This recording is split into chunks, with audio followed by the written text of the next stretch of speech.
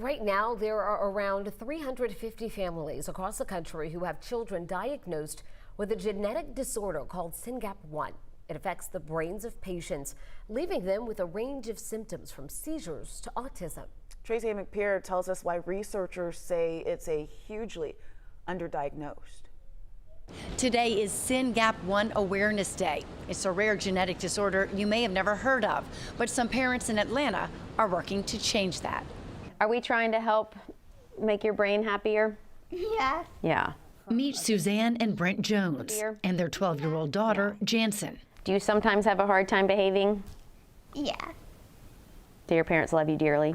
Mm-hmm. Yes. When Jansen was just 4 months old, the Jones noticed she wasn't using her arms and legs and started asking questions. We were told lots of kids are delayed, this happens, you know, just get her some therapy and everything will be fine. So the Jones started therapy for Jansen and a journey to diagnose her that would last a decade.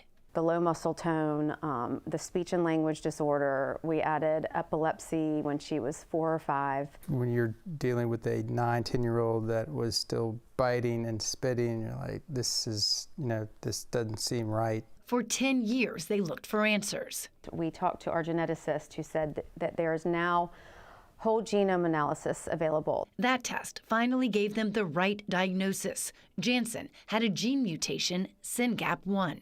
And I Googled it, and I was like, oh my gosh, this is it. It literally listed out everything, all of the issues that we've been dealing with.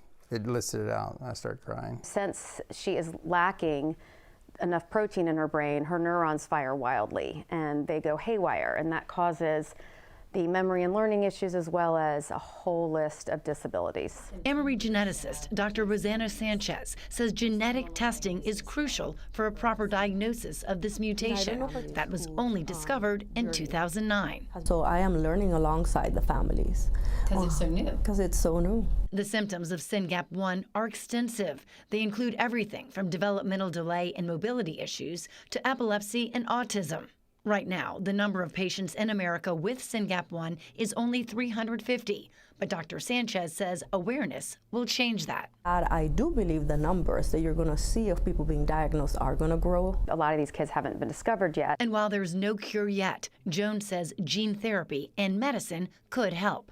Improve their brain function and do something about the fact that they're missing the Syngap protein. Today, Jansen swims, plays buddy baseball, and rides horses as part of her therapy, while Suzanne chairs the board of the Syngap Research Fund to raise awareness and find a cure to help Jansen and all the other children living with Syngap 1. As it's a time for us to celebrate, it's a time for us to realize that there is hope and that we do have a community, and to sort of like dig in and keep working. To learn more about the symptoms and treatments for Syngap 1 and to find out how you can be part of a cure, just go to our website, 11alive.com. Indicator, Tracy McPeer, 11 Alive News.